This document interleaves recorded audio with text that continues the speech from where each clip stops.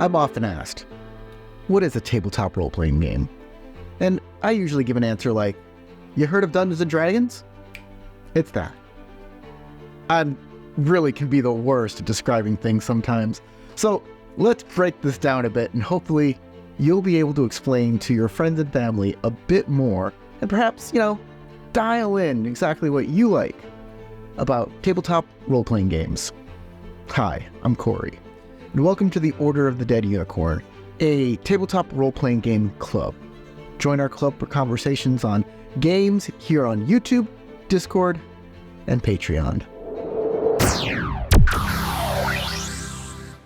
What is a tabletop role-playing game? It seems like a straightforward question. You'll find most core rulebooks will have a paragraph or two devoted to just that. A group of friends sitting around a table, or a virtual table these days, and they put themselves in the role of a character they build themselves. Thank you for watching. I'd like to thank my patrons here on No. While correct, the description is broad, and it doesn't describe the many different aspects of these games, nor the breadth of diversity that these kinds of games can offer. I had an itch on my nose. A narratively driven game like 7th is very different from a more wargame-focused game like 4th edition Dungeons & Dragons. Sometimes they're comedic, like Paranoia, other times deadly serious horror, like Call of Cthulhu. You can have a science fiction epic with Traveler, or play everyday heroes with first responders. Kung fu action, historical dramas, superheroes, your favorite fandom, it's all here, and each one is different enough that explaining them could be a challenge. Let's take a small moment and recognize that building a character yourself doesn't describe all of these games.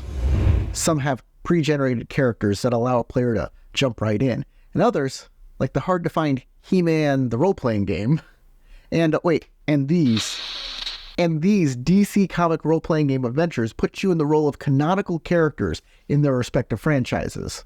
I think that's pretty awesome. You get to play the main character of your favorite story. Most RPGs have you build a character from scratch, tailored to your own preferences. It's so ubiquitous that it's fair to say you'll be building a character for any game you'll be likely to play. For me, a role-playing game is one part board game, one part war game, one part simulator, one part cooperative storytelling, and one part acting. Individual role-playing games have different amounts of each of these, and some focus more on one aspect than others.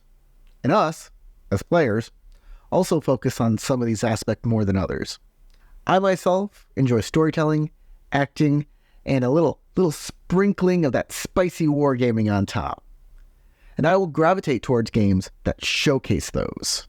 Let me show you something. These are Fame and Fortune cards from 2nd edition Dungeons & Dragons. These are special advantages a dungeon master can give to a player character randomly, like a community chess card Monopoly.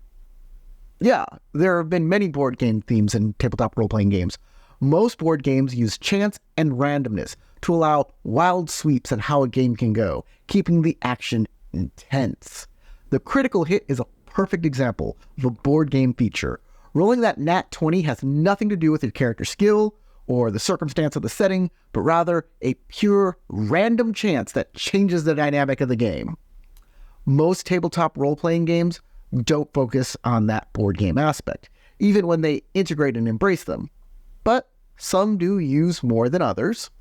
For example, Deadlands uses Hands of Poker to resolve challenges, which I thought was very cool and novel, even if it slowed things down a bit. Another was a 2010 version of Gamma World, which used a deck of cards to constantly change mutations of the characters and their powers. Very close to board gaming is wargaming, moving pieces on a table to represent a warrior or an enemy unit. Now, this goes back to pretty much the inception of tabletop role-playing games as a hobby, as chainmail was pretty much the first incarnation of Dungeons & Dragons, and all it was a wargaming game. Even if a tactical battle map isn't present, doesn't mean there's not a focus on wargaming. My friend Howard, who is a club contributor, was bringing a young lady into the hobby and helped her make a character for Dungeons & Dragons. When the character was complete, she was brought into the game, and attacked every single NPC she was introduced to. When Howard confronted her about it, she seemed confused. Everything on the character sheet was geared towards fighting, so she thought that was how you interact with the game. This is a war game focused RPG. There are a lot of those out there. Dungeons and Dragons, Star Wars, Numenera, Pathfinder, any superhero game, the list goes on and on. I love wargaming because it encourages creative thinking when making a character build and when approaching combat, even if other aspects might seem like an afterthought. The exact opposite of board gaming would be simulation, unless your preferred board game is Settlers of Catan. Simulations get deep into the minutiae of things, tracking days on a calendar so you know what season it is or if it's a holiday, how much your wagon can carry, and what's the going price of grain in this town versus the town, 2 weeks away.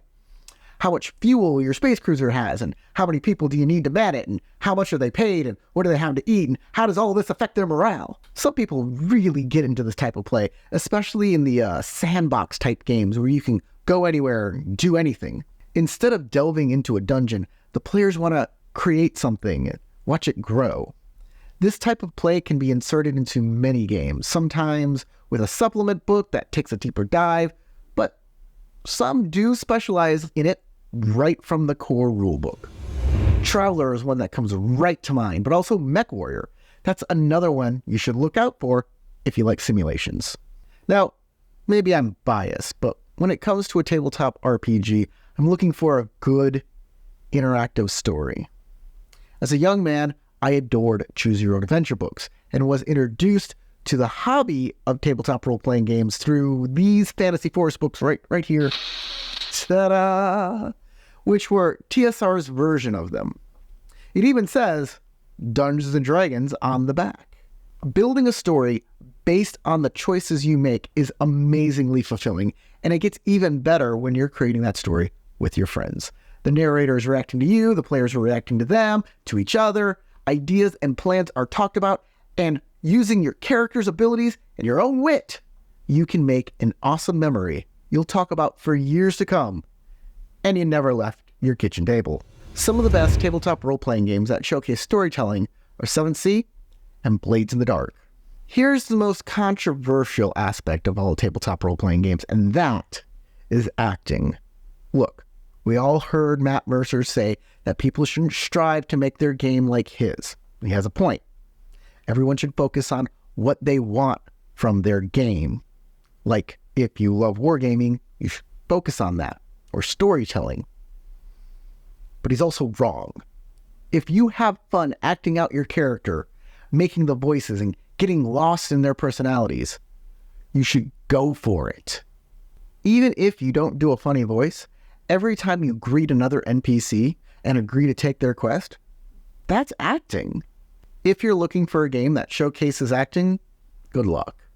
It's mostly something you insert into a game rather than games being built around it. If I could recommend one game that brings acting out front and center, Adventures of Baron Munchausen would be the one. Assessing a game by whether it's more story-driven or wargaming is just another way to see if a game is right for you or your friends. And of course, no matter what a game's base rules are, with a few tweaks you can dial up or down these individual settings as well. Narrators and game masters have all the control they need to tailor a game to the specifications they and their players like to have the most fun in it. And if you have that new player wondering what it's all about, you can give them a more meaningful answer. Thanks for watching and liking this video. If you did, be sure to tell me what you love most about tabletop RPGs and which game you think embodies it best in the comments below.